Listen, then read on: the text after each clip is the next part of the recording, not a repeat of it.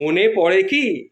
শুনুন দাদা, আমার মতো বয়স্ক মানুষ যারা আছেন তাদের মনে পড়ে কি আমাদের সেই ছেলেবেলার অন্যতম আকর্ষণ কি ছিল?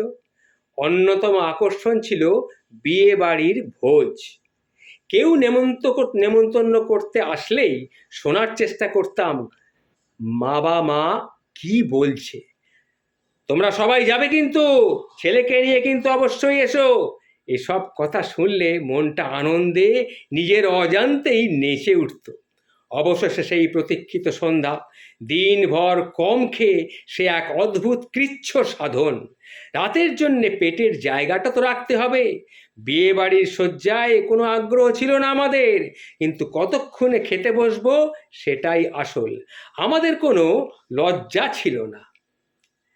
সে সময় স্টার্টারের নামে অতিথিদের চিকেন পকোড়া, কফি, চা, ফুচকা ইত্যাদি খাইয়ে খিদে নষ্ট করার কোনো ষড়যন্ত্র কিন্তু আমদানি করা হয়নি। বুফে সিস্টেমও ছিল না। বিরিয়ানি ইত্যাদি খাবারের ফিউশনও কিন্তু ছিল না। কি ছিল? 20 ইঞ্চি চওড়া, 6 ফুট লম্বা কাঠের তক্তার নিচে ইংরাজি এ অক্ষরের মতো দুটো স্ট্যান্ড নিয়ে বেশ নড়বড়ে একটা টেবিল আর কাঠের ফোল্ডিং চেয়ার। ঠিকভাবে চেপে না বসলে কিন্তু দুর্ঘটনা হয়ে যাবার প্রবল সম্ভাবনা।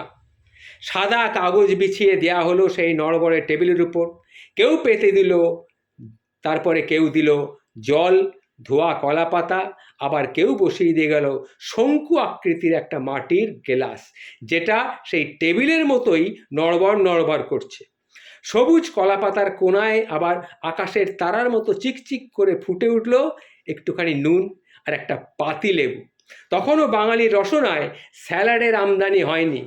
লুচি, ছোলার ডাল আর লম্বা করে কাটা বেগুনি, যে বেগুনির মাথায় আবার ডাঁটি রয়েছে, সেই রকম একটা বেগুনি পাতে এসে পড়ল। পাড়ার ছেলেরাই অ্যালুমিনিয়ামের বালতি থেকে হাতায় করে ভাত পরিবেশন শুরু করলো। তারপর এলো মাছের মাথা দিয়ে মুগ ডাল আর তরকারির ঘ্যাঁট। আহা হা হা, কি স্বাদ! বড়দের সাইলেন্ট ওয়ার্নিং, এই এসব দিয়ে বেশি খেলে পেটে মাছ মাংস করার জায়গা থাকবে না, সুতরাং মেপে জুপে খাবি, বুঝতে পেরেছিস? এসব উল্টো পাল্টা জিনিস মেপে জুপে খাবি, পেটে জায়গা রাখবি, যাতে বেশি করে মাছ মাংস মিষ্টি বেশি করে খেতে পারিস। তাই আর কি করব? এবার মিষ্টির দোকানের শোকেসে যেরকম ট্রে দেখা যায়, সেই রকম ট্রেতে করে এলো মশলা মাখানো বড় বড় মাছের পিস, আলাদা বালতিতে ঝোল আর আলু। মাছের পালা খতম হতে না হতেই খাসির মাংসের আবির্ভাব। পরিবেশনকারীদের চোখমুখো যেন ঠিক সেই রকম যথেষ্ট সিরিয়াস হয়ে উঠতে লাগলো। ভাত নিতাম আর একবার ঝরঝরে সাদা ধোঁয়া ওঠা ভাতের চূড়ার ওপর দিয়ে, তখন আলতো করে মাছের ঝোল হিমবাহর মতো নেমে আসতো। সে কথা বর্ণনা করলে এখন জিভে আবার জল চলে আসে। এই বুড়ো বয়সে জল চলে এলে বুঝতেই পারছেন কি হাল হবে। যাই হোক, সুসিদ্ধ খাসির মাংসের ঝোল আর ভাত মাখিয়ে যখন মুখে দিতাম, তখন যেন মনে হতো মানব জীবনটা সার্থক হয়ে গেল। তাছাড়া খাসির মাংসের মধ্যে একটা আহ্লাদি পিচ্ছিল ভাব আছে, যা ওই চিকেনের মাংসে কিন্তু কখনো আপনি পাবেন না। ঝোলের মধ্যে আত্মগোপন করে থাকা চোকলা সহ আলুর পিসগুলিও যেন অজানা মন্ত্র বলে হয়ে উঠত দেবভোগ্য। মাংসের এপিসোড শেষ হতে না হতেই আবার তখন এসে পড়তো কি, দই মিষ্টির পালা। অবশ্য অবলীলাক্রমে অনেকেই কেজি খানেক মাংসও উড়িয়ে দিতাম আমরা। মাংস শেষ করে যখন পাঁপড় ভাজায় চাটনি মাখাচ্ছি, তখন অনেকেই আলোচনা করতে শুরু করেছে কিভাবে রসগোল্লা বেশি খাওয়া যায়। একজন এক্সপার্ট তো বলেই দিলেন, রস চিপে চিপে বের করে রসগোল্লা কিন্তু বেশি খাওয়া সম্ভব নয়।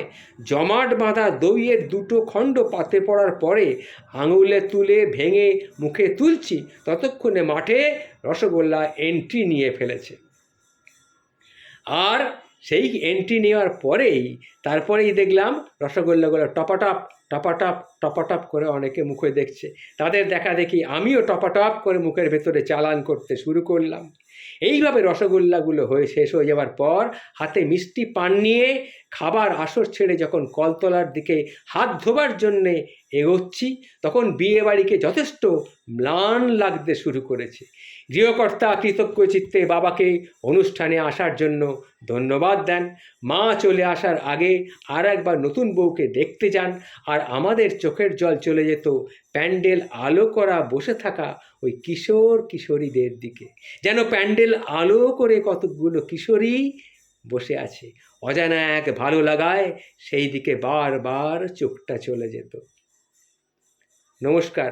ছোটবেলার এই কথাগুলি মনে পড়লে আমি এখনও নিজেকে অত্যন্ত পুলকিত বোধ করি। যারা আমার মতো বয়স্ক মানুষ আছেন তারাও নিশ্চয়ই এটা করে থাকেন, কেউ বলেন কেউ বলেন না, একটু ভেবে দেখবেন।